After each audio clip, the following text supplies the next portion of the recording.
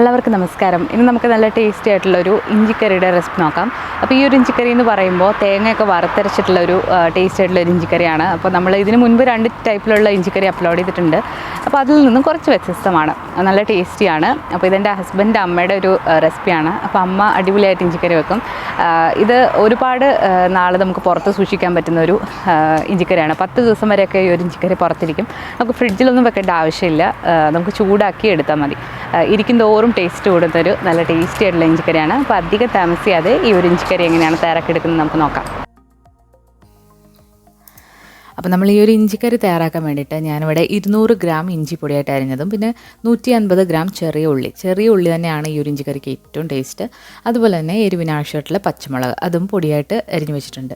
ഇനി നമ്മളിത് വറുത്തരച്ചിട്ടുള്ള ഒരു ഇഞ്ചിക്കറിയാണ്. അപ്പോൾ നമ്മളിതിലേക്ക് വേണ്ട ആവശ്യത്തിനുള്ള 1 കപ്പ് തേങ്ങ എടുത്തിട്ടുണ്ട്. ഇതിലേക്ക് കുറച്ച് ഉലുവ ഇട്ട് കൊടുക്കാം. ഉലുവ എന്ന് പറയുമ്പോൾ ഒരു 10-20 ഉലുവ ഇട്ട് കൊടുക്കാം. ഇതിലേക്ക് 3-4 ചെറിയ ഉള്ളി അരിഞ്ഞതും അതുപോലെ കറിവേപ്പിലയും പിന്നെ ഒരു 1/4 ടീസ്പൂൺ മഞ്ഞൾപ്പൊടിയും കൂടി ഇട്ട് നമ്മളിത് നന്നായിട്ടൊന്ന് വറുത്തെടുക്കണം. തീയലിനൊക്കെ വെക്കുന്ന പോലെ നമ്മൾ നന്നായിട്ട് ഇത് ഗോൾഡൻ ബ്രൗൺ നിറാകുന്നവരെ ഒന്ന് റോസ്റ്റ് ചെയ്ത് എടുക്കണം.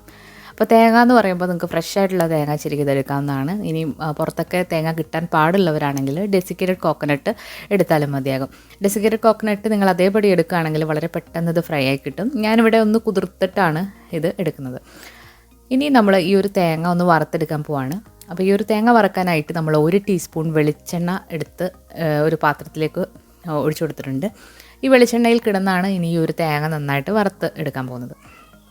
കുറഞ്ഞ തീയിലിട്ട് വേണം ഇത് വറുത്തെടുക്കാനായിട്ട്. ഒരുപാട് കരിഞ്ഞു പോകരുത്. കൂടിയ തീയിലിട്ട് വറുത്തെടുക്കുകയാണെങ്കിൽ ഇത് പെട്ടെന്ന് കരിഞ്ഞു പോകും, ആ ഒരു കറക്റ്റ് ടേസ്റ്റ് കിട്ടില്ല. അപ്പോൾ കുറഞ്ഞ തീയിൽ സമയം എടുത്തിട്ട് വേണം ഇത് വറുത്തെടുക്കാനായിട്ട്. തേങ്ങ 1 കപ്പ് തന്നെ ചേർക്കണം എന്ന് യാതൊരു നിർബന്ധവുമില്ല. തേങ്ങ 1/4 കപ്പ് മുതൽ നിങ്ങൾക്ക് ചേർക്കാവുന്നതാണ്. അപ്പോൾ നമ്മൾ ഇഞ്ചിയൊക്കെ എടുക്കുമ്പോൾ കൂടുതൽ ക്രാണമുള്ള ഇഞ്ചിയാണെങ്കിൽ കുറച്ചുകൂടി തേങ്ങ ഇടുമ്പോൾ ആ ഒരു ഇഞ്ചിയുടെ ക്രാണം കുറയുകയും ചെയ്യും.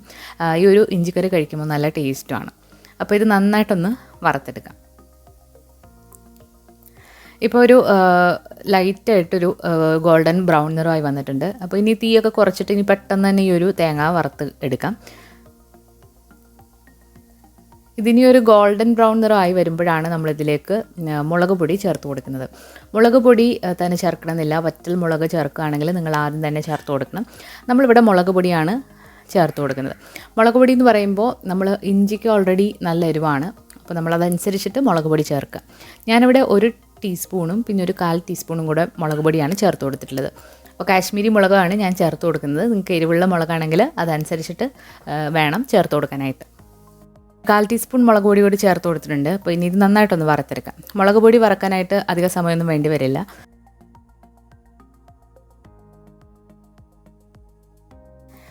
ഇപ്പോൾ നല്ലൊരു ബ്രൗൺ നിറമായി വന്നിട്ടുണ്ട്. അപ്പോൾ ഇനി നമുക്ക് തീ ഓഫ് ചെയ്തതിന് ശേഷം ഈ ഒരു തേങ്ങ മറ്റൊരു പ്ലേറ്റിലേക്ക് മാറ്റാം. ഈ ഒരു പാത്രത്തിൽ തന്നെ വെക്കുകയാണെങ്കിൽ ഈ ഒരു തേങ്ങ പെട്ടെന്ന് കരിഞ്ഞു പോകും. അതുകൊണ്ട് നമ്മൾ മറ്റൊരു പാത്രത്തിലേക്ക് മാറ്റിയിട്ടുണ്ട്. ഇനി ഇത് നന്നായിട്ട് തണുത്തതിന് ശേഷം വെള്ളം തൊടാതെ നന്നായിട്ടൊന്ന് അരച്ചെടുക്കണം. വെള്ളം തൊടാതെ മിക്സിയുടെ ചെറിയ ജാറിലിട്ട് വേണം ഇത് അരച്ചെടുക്കാനായിട്ട്. അപ്പോൾ അരകല്ലുണ്ടെങ്കിൽ അങ്ങനെയും അരച്ചെടുക്കാവുന്നതാണ്. ഇനി ഒരു മൺചട്ടിയിലേക്ക് നമ്മൾ 1 ടേബിൾ സ്പൂൺ വെളിച്ചെണ്ണ ഒഴിച്ചു കൊടുക്കുന്നുണ്ട്.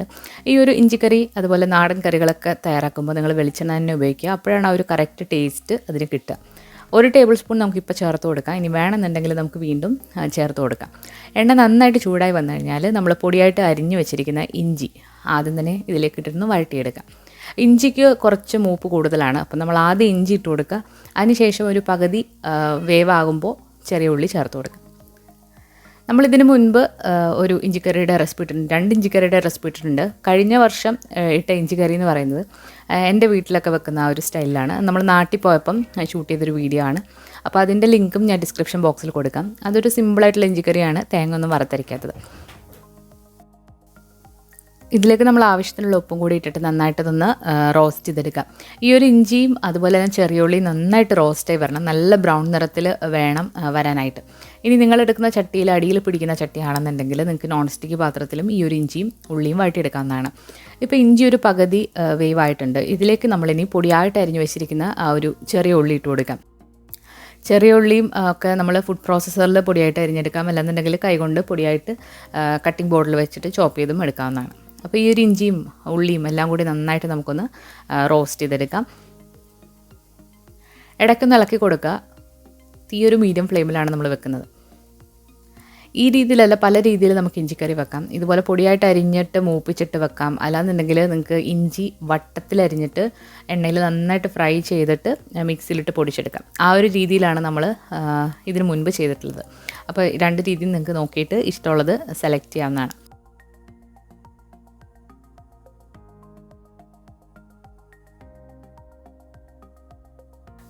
ഇപ്പോൾ നമ്മുടെ ഇഞ്ചിയും ചെറിയ ഉള്ളിയും എല്ലാം കൂടി നന്നായിട്ട് മൂത്ത് വന്നിട്ടുണ്ട്. അപ്പം അളവിലും കുറവ് വന്നിട്ടുണ്ട്, നന്നായിട്ടത് ചുരുങ്ങി വന്നിട്ടുണ്ട്. ഇനി ഒരു സമയത്ത് നമ്മൾ നേരത്തെ വറുത്ത് വെച്ചിരിക്കുന്ന തേങ്ങ മിക്സിയുടെ ചെറിയ ജാറിൽ വെള്ളമൊന്നും തൊടാതെ നന്നായിട്ട് അരച്ചെടുത്തിട്ടുള്ളതാണ്. എണ്ണ തെളിയുന്നവരെ അരയ്ക്കണം. വെള്ളം ഒരിക്കലും നിങ്ങൾ ചേർത്തിട്ട് ഈ ഒരു തേങ്ങ അരച്ചെടുക്കരുത്. അപ്പോൾ ഇഞ്ചിക്കറിയുടെ ടേസ്റ്റേ മാറിപ്പോവും. അപ്പോൾ വെള്ളം തൊടാതെ തന്നെ അരച്ചെടുത്തിട്ടുണ്ട്. അപ്പോൾ അതുകൂടി ഇട്ടിട്ട് നന്നായിട്ട് ഇതൊന്ന് മിക്സ് ചെയ്തെടുക്കാം. പിന്നെ നമ്മൾ ആ ഒരു മിക്സിയുടെ ജാറ് കുറച്ച് വെള്ളം ഒഴിച്ച് കഴുകിയതിന് ശേഷം അതും ഇതിലേക്ക് ഒഴിച്ചു കൊടുക്കാം. ഇപ്പോൾ നന്നായിട്ട് നമ്മൾ ആ ഒരു ഇഞ്ചിയും അരപ്പും കൂടെ മിക്സാക്കി എടുത്തിട്ടുണ്ട്. ഇതിലേക്ക് ഇനി കുറച്ച് വെള്ളം കൂടി ഒഴിച്ചു കൊടുക്കാം.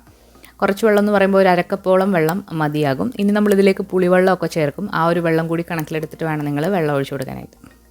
പിന്നെ ഈ ഒരു ഇഞ്ചിക്കറി ഇരിക്കുന്നതോറും കൂടുതൽ കുറുകി വരും, കാരണം നമ്മളിതിൽ തേങ്ങയൊക്കെ വറുത്തരച്ചിരിക്കുന്ന കാരണം. അപ്പോൾ അതനുസരിച്ചുള്ള വെള്ളം നിങ്ങൾ വെക്കുക.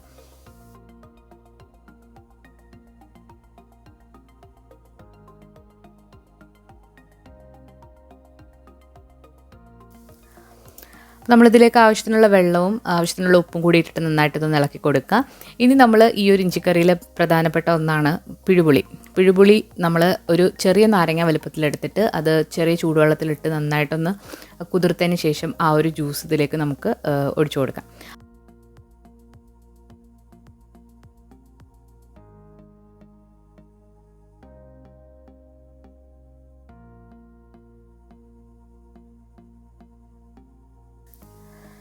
ഇനി നമുക്ക് ഈ ഒരു ഇഞ്ചിക്കറിയിലേക്ക് ടേസ്റ്റ് ഒന്ന് ബാലൻസ് ചെയ്യാൻ വേണ്ടിയിട്ട് നമ്മൾ കുറച്ച് ശർക്കര ചേർത്ത് കൊടുക്കണം. ശർക്കര ഒരുപാടങ്ങ് ചേർത്ത് കൊടുക്കില്ല, ഒരു ചെറിയൊരു ക്യൂബാണ് ചേർത്ത് കൊടുക്കുന്നത്. ആ ഒരു ടേസ്റ്റൊക്കെ ഒന്ന് ബാലൻസായി കിട്ടാൻ വേണ്ടിയിട്ടാണ്. അപ്പോൾ നമ്മുടെ ഇഞ്ചിക്കറിയിൽ ഒരുപാട് മധുരമില്ല, എരിവും എല്ലാം ഒരു ബാലൻസ്ഡ് ആയിട്ടുള്ള ടേസ്റ്റിലാണ് നമ്മുടെ ഇഞ്ചിക്കറി ഉള്ളത്. അപ്പോൾ ശർക്കര കൂടി ചേർത്ത് കൊടുത്തിട്ട് നന്നായിട്ടൊന്ന് ഇളക്കി കൊടുക്കാം. ഇനി നമ്മളിതിലേക്ക് ഒരു സാധനം കൂടെ ചേർക്കാൻ ബാക്കിയുണ്ട്, അത് കായമാണ്. കായം എന്ന് പറയുന്ന ഒരുപാടങ്ങ് കൂടുതൽ വേണ്ട, ഒരു 1/4 ടീസ്പൂൺ കായത്തിൻ്റെ പൊടി നമ്മളിതിലേക്ക് ചേർത്ത് കൊടുക്കാം. അപ്പോൾ നമ്മൾ കായം കൂടി ചേർത്ത് കൊടുത്താൽ ഇത് നന്നായിട്ടൊന്ന് മിക്സ് ചെയ്തിട്ട് നന്നായിട്ട് എണ്ണ തെളിയുന്നവരെ ഇതൊന്ന് തിളപ്പിച്ചെടുക്കാം. അപ്പോൾ നിങ്ങൾക്ക് കാണാം ഇപ്പോൾ തന്നെ എണ്ണയൊക്കെ മുകളിൽ തെളിഞ്ഞ് വന്നിട്ടുണ്ട്. ഈ ഒരു ഇഞ്ചിക്കറി ഫ്രിഡ്ജിലൊന്നും വെക്കേണ്ട ആവശ്യമില്ല, നമ്മൾ വെളിയിൽ തന്നെ വെച്ചാൽ മതി. എന്നും രാവിലെ എണീക്കുമ്പോൾ ഇത് ചെറുതായിട്ടൊന്ന് ചൂടാക്കി വെക്കണം. അപ്പോൾ ഇത് കുറേ നാൾ കേടാകാതെ ഇരിക്കും. ഞാനിവിടെ ഒരാഴ്ചയ്ക്ക് മേലെ ഇത് വെച്ചിട്ടുണ്ട്. ഒരു 10-12 ദിവസം ഇത് കേടാകാതെ ഞാൻ എടുത്ത് യൂസ് ചെയ്ത ഒരു ഇഞ്ചിക്കറിയാണ്. അവസാനം ഉപ്പൊക്കെ ഒന്ന് ഇട്ടിട്ട് അഡ്ജസ്റ്റ് ചെയ്യുക. അപ്പോൾ വളരെ ടേസ്റ്റി ആയിട്ടുള്ള വറുത്തരച്ചിട്ടുള്ള ഇഞ്ചിക്കറി ഇവിടെ റെഡി ആയിട്ടുണ്ട്. അപ്പോൾ എല്ലാവരും ഈ രീതിയിൽ ഇഞ്ചിക്കറി ഒന്ന് ട്രൈ ചെയ്ത് നോക്കണം.